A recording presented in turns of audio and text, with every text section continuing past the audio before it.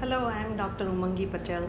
I am a medical oncologist at Montefiore St. Luke's Cornwall Hospital and a chairperson for Cancer Care Services as well as medical director for the Cancer Services at St. Luke's Cornwall Hospital.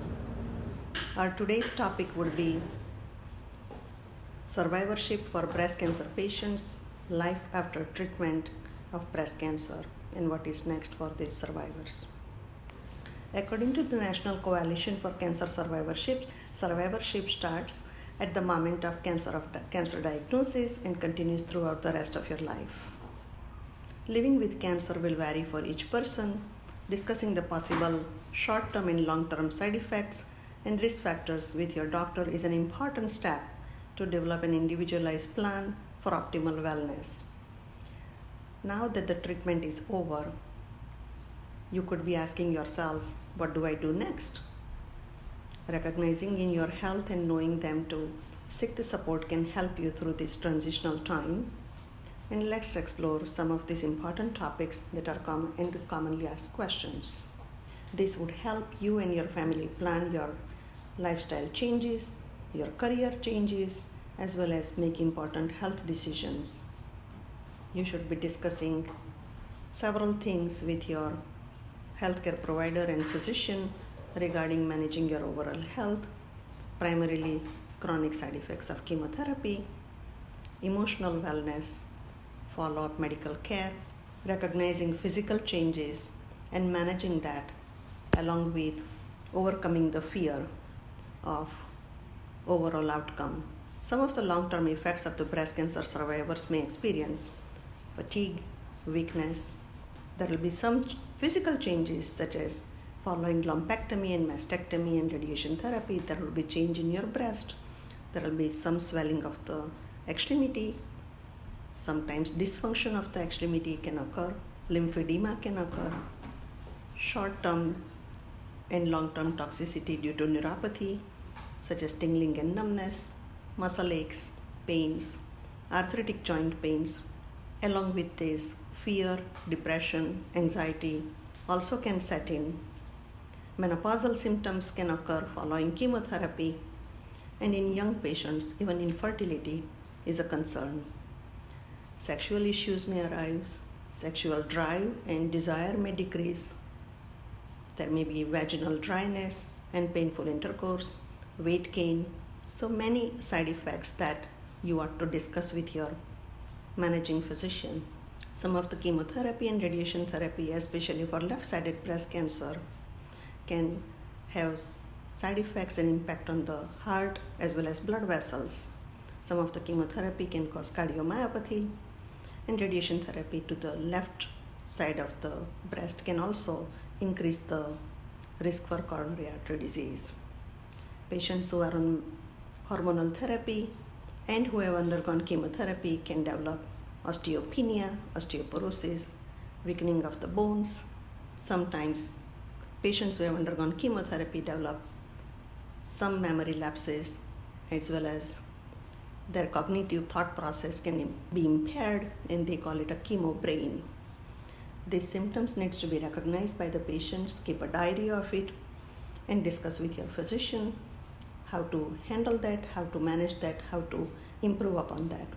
Fatigue is sometimes reported as the most common side effects, and it leads to constant physical and mental tiredness. You should keep a journal of when you feel most fatigued, what brings it on, how does it go away or decreases, and how long does the fatigue start. Keeping that diary helps you discuss with your physician how to manage that. Sometimes physical activity and exercise actually improves the mental well-being as well as physical well-being and decreases the fatigue. Consider mind-body strategies such as touch therapy, Reiki therapy, music therapy, yoga, physical therapy, acupuncture. Some of these therapies may help improving your chronic fatigue and improves overall feeling of well-being. Following surgery, sometimes patients develop dysfunctions of the shoulder and the arm. Sometimes they have stiffness, pain, reduced mobility, swelling of the arm. Some of these are short-term effects, some of these are long-term effects. Recognizing that, discussing with your physician so that exercises can be provided, physical therapy can be introduced early on to help manage these side effects and symptoms. You may also participate in support group, access some of these support groups online via Zoom in this social distancing era. Also, attending in-person physical therapy sessions may help improve your range of motion of the arms, reduce the chance of lymphedema. Also, engaging in speaking to your loved ones, your physician regarding your daily concerns and what other alternative measures can be done is helpful from physical aspect as well as from emotional aspect. Lymphedema is swelling of the arm due to the collection of the fluid in the soft tissues. It is because lymph is not being drained as the lymph nodes are removed. This not necessarily will happen to all patients but can happen to some patients. Recognizing it early on can help in appropriate discussion with the physician and referral to a lymphedema clinic where physical therapy as well as support garments and compression stockings as well as pump therapy can be utilized depending upon severity of the lymphedema.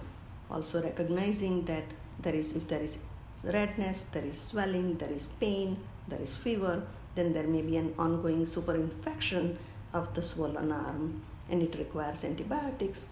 Therefore, to reach out to the physician as soon as these symptoms are noticed.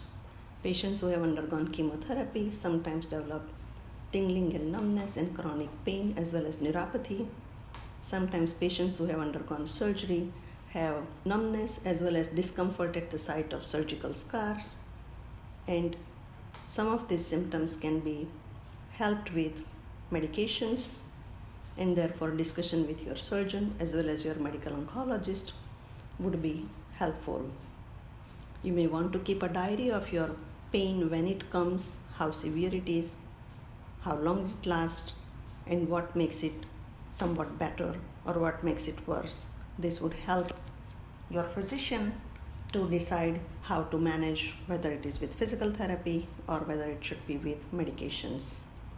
Depression and anxiety can come along with some of these side effects of the treatments as well as emotional aspect of having been diagnosed to have breast cancer and having had to go through the therapy.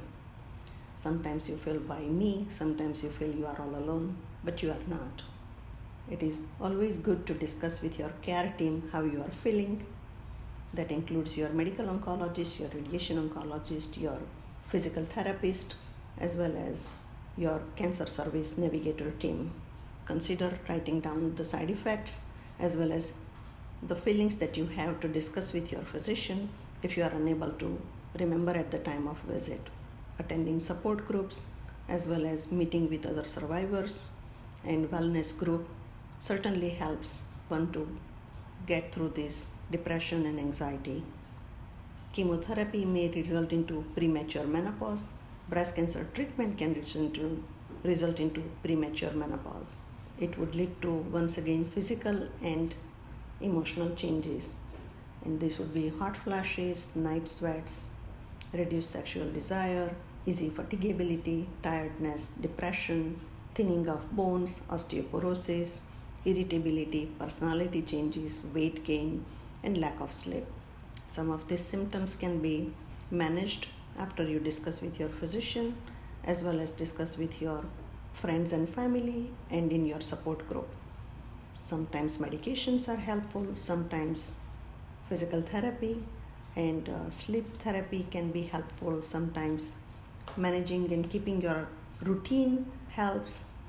Exercise, maintaining balanced diet as well as controlling your weight also helps in sense of well-being.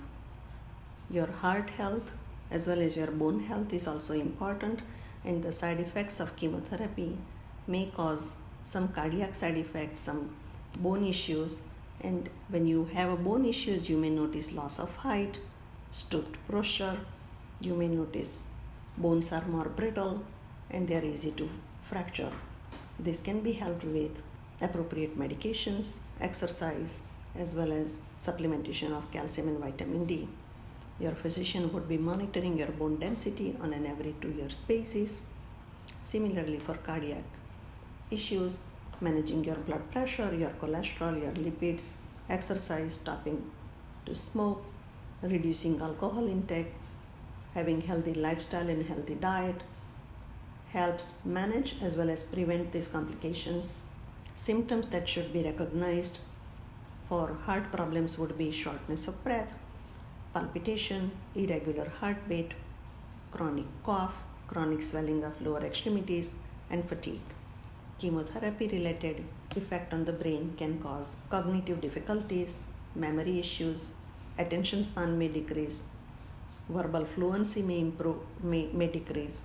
In those patients, recognizing these symptoms and then discussing with your physician, keeping a diary, maybe keeping a diary in your phone or in your smartphone or in your weekly planner would be helpful.